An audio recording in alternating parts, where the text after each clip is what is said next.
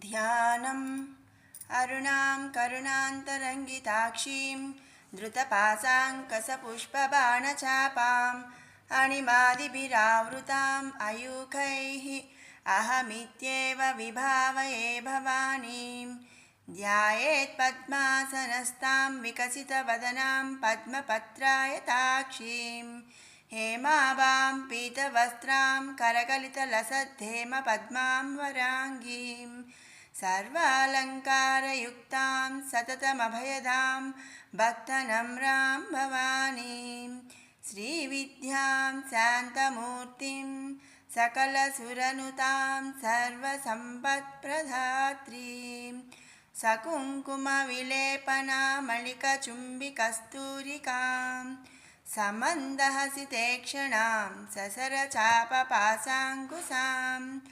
अशेषजनमोहिनीमरुणमाल्यभूषाम्बुरां जपाकुसुमभासुरां जपविदौ स्मरेदम्बिकाम् 41వ శ్లోకం. భవానీ భావనాగమ్యా భవారణ్యకుటారికా భద్రప్రియా భద్రమూర్తి భక్త సౌభాగ్యదాయిని. భవానీ భవుని భార్య అనగా జటాజూటధారి త్రినేత్రుడు లయకారుడు అంటే అర్థమైపోయింది కదండి, శివుడు. భక్తుల ఎడ భోళాతనమును ప్రదర్శించునట్టి శంకరుని యొక్క భార్య అని అర్థం అన్నమాట. ఇంతేకాకుండా భవ అను శబ్దమునకు సంసారం, మన్మధుడు, మహాదేవుడు అని అర్థము కలదు. వీటిని జీవింపచేయనిది కనుక భవానీ అని స్తుతించుచున్నాము. అంటే సంసారమైన మన్మధుణ్ణి కూడా పుట్టించింది ఆ మాత. అలాగే సంసారం జరగాలన్నా పుట్టించేది ఆ తల్లే కాబట్టి, జీవులని పుట్టించగలిగే శక్తి ఆ తల్లికే ఉంది కాబట్టి భవానీ అని స్తుతిస్తున్నాము. తర్వాత నామం భావనాగమ్య, సకల నిష్కలోపాసన నందు మాత్రమే కనుగొనదగినది. ఉపాసనము లేదా ధ్యానము చేత భావనాగమ్య ఉపాసనము లేదా ధ్యానము చేత మాత్రమే జగజ్జనని అయిన ఆ లలితా త్రిపుర సుందరి యొక్క స్వరూపమును కనుగొనట సాధ్యమవుతుంది. అంతేకాని వేద విహిత కర్మలను అంటే దేవుడు లేడు అని కానీ అలా అనాచార విషయాలు ఆచరిస్తూ ఉండటం చేత మాత్రమే ఆ లౌకిక జననిని కనుగొనట అసాధ్యం, కనుక్కోలేమన్నమాట. మనం ధ్యానము చేతనే జగజ్జనని కనుగొనగలము అని ఈ నామము యొక్క అర్థము. అందుకే ఆ జగన్మాతను భావనాగమ్య అని స్తుతిస్తున్నాము. భవారణ్య కుఠారిక. భవ అంటే మనం ముందు నామంలో చెప్పుకున్నాం కదండి, భవ అనే శబ్దానికి సంసారం అనే ఒక అర్థం కూడా ఉంది. భవారణ్య అంటే సంసారాన్ని ఒక అరణ్యముగా అంటే అడవిగా తలచినప్పుడు, కుటారిక అందుండే మాయా పాశం అనే వృక్షాలను నరకగల పదునైన గండ్రగొడ్డలి వంటి శక్తి స్వరూపిణి ఆ శ్రీదేవి అని ఈ నామం యొక్క అర్థం అన్నమాట. కుటారిక అంటే గండ్రగొడ్డలి అని అర్థం. అందుకే ఆ జగన్మాతను భవారణ్య కుటారిక అని మనం స్తుతిస్తున్నాము. మనం ఎప్పుడైనా ఈ సంసార జీవితంలో మాయా పాశం, తన, మన, నా వాళ్ళు, నాది అనే ఇలాంటి అన్నిటినీ కూడా మనం వదులుకొని మోక్షాన్ని పొందాలి అంటే గనక ఆ తల్లిని ఆశ్రయించిన ఆమె అలాంటి మాయా పాశం అనేది వృక్షాలను నరకగలిగే శక్తి ఉండి వాటిని మాయం చేసి మనకి మోక్షాన్ని ప్రసాదిస్తుంది అని ఈ నామం యొక్క అర్థం అన్నమాట. అందుకే ఆ తల్లిని భవారణ్య కుటారిక అని మనం స్తుతిస్తున్నాము. భద్రప్రియ. భద్రప్రియ మంగళములందు ప్రియమైనది. భద్ర అంటే మంగళము అని అర్థం అన్నమాట. అందు ప్రియమైనది మంగళము అనగా శుభం. భద్రప్రియ శుభములందు ప్రియమైనది, శుభములను ఇచ్చున్నది లేదా శుభాలను కలిగించున్నది అని ఈ భద్రప్రియ అనే నామానికి అర్థం అన్నమాట.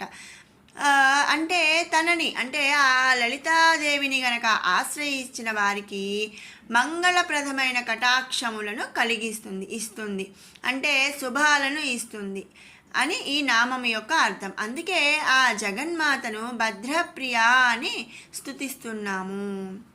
భద్రమూర్తి, భద్ర అంటే మనం చెప్పుకున్నాము కదా, మంగళములను శుభాలను ఇచ్చున్నది, శుభము అనే అర్థము.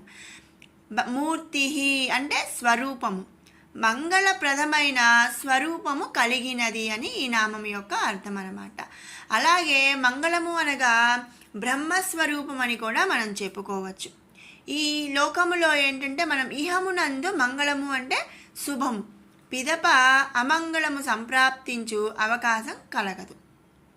కానీ పరమునందు మాత్రము ఒకసారి మంగళస్వరూపం పొందినచో అమంగళం సంప్రాప్తించదు. అందుచేత ఆ శ్రీదేవి యొక్క స్వరూపమే మంగళములకు మంగళం వంటిది అని ఈ నామం యొక్క అర్థం అన్నమాట.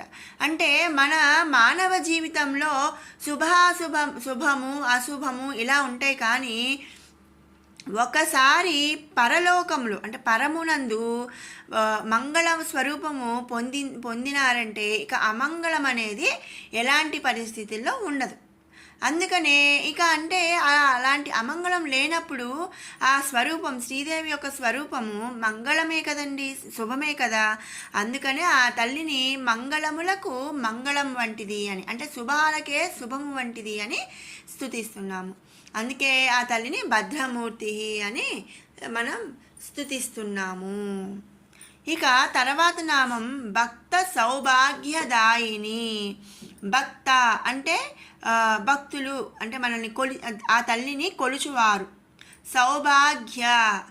సౌభాగ్యాలను, దాయిని ఇచ్చునది, తనను కొలిచే వారికి మంగళప్రదాయిని సౌభాగ్యమును ఇచ్చునది అని అర్థం అన్నమాట. ఈ సమస్త జగానికి కూడా ఆదిదేవత అయిన లలితా త్రిపుర సుందరి తనని పూజించే వారికి, ఆశ్రయించిన వారికి కానీ కొలిచే వారికి కానీ మంగళమును ప్రసాదిస్తుంది, అంటే శుభాలను ప్రసాదిస్తుంది. అలాగే సౌభాగ్యముని కూడా ఇస్తుంది అని అర్థము.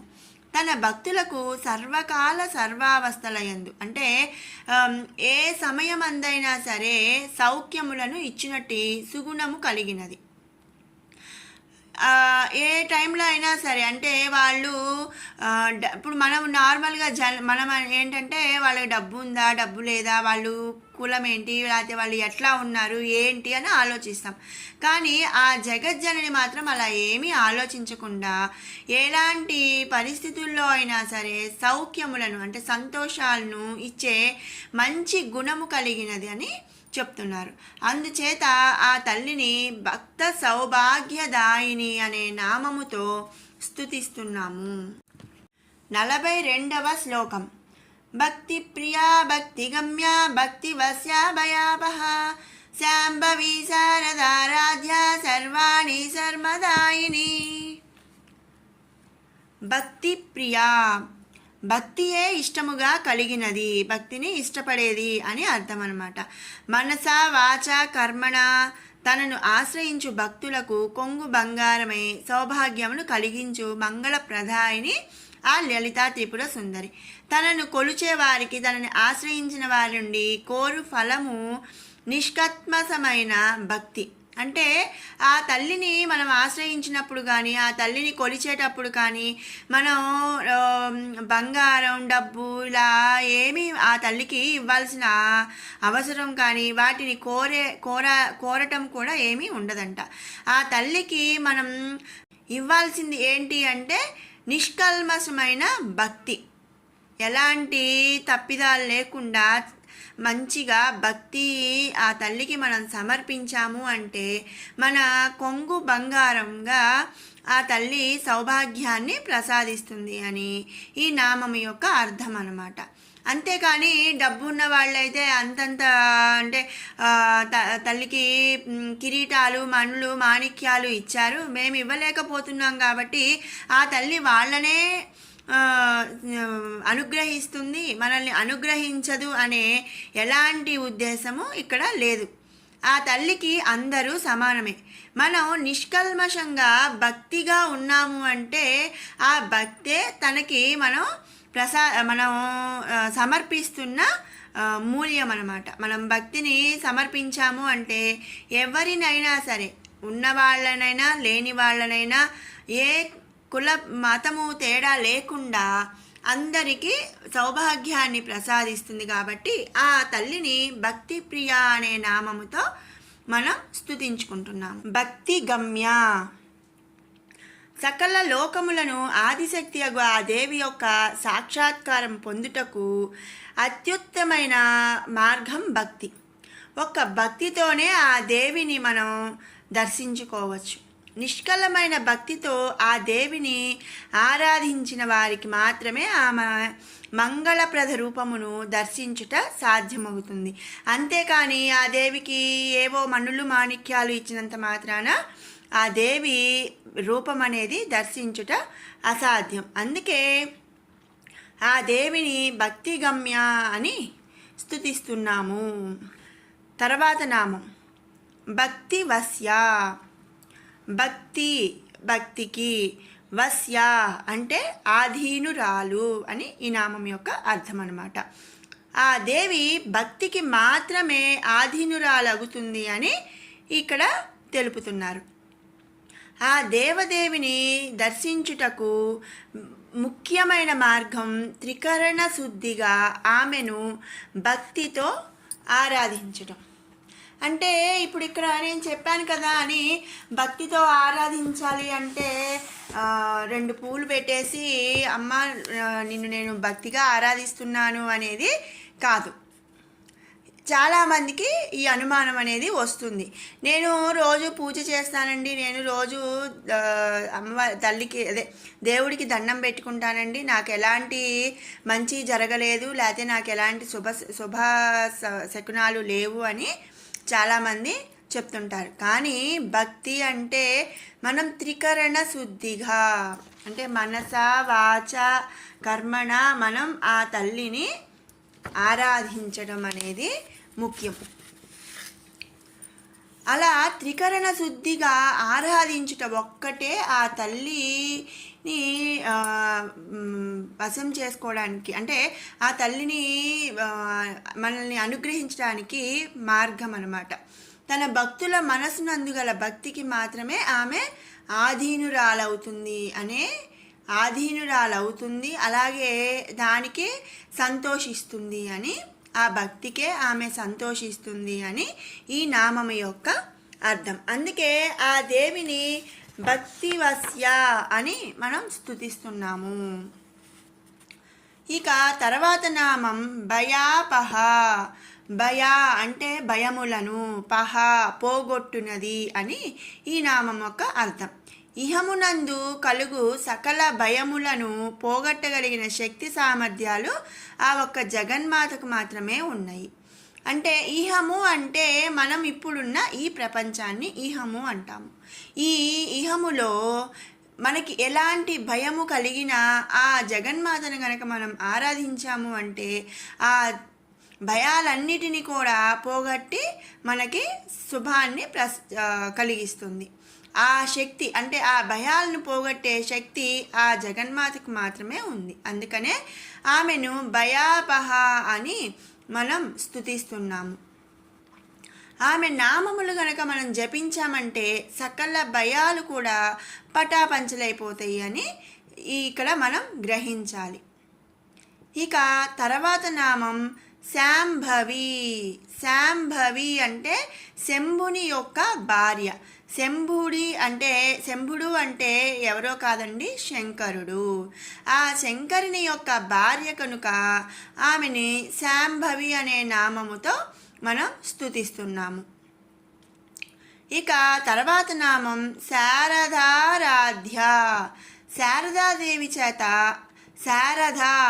శారదాదేవి చేత ఆరాధ్య అంటే ఆరాధింపదగినది లేదా వాగ్దేవతల చేత ఆరాధింపతగినది కాబట్టి ఆ తల్లిని మనం శారదారాధ్య అని స్తుతిస్తున్నాము.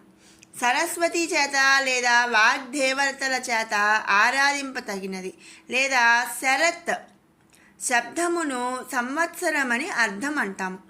కనుక సంవత్సరం అంతయు కూడా నిత్యము పూజింపతగినది అని కూడా అర్థమని మనం చెప్పుకోవచ్చు.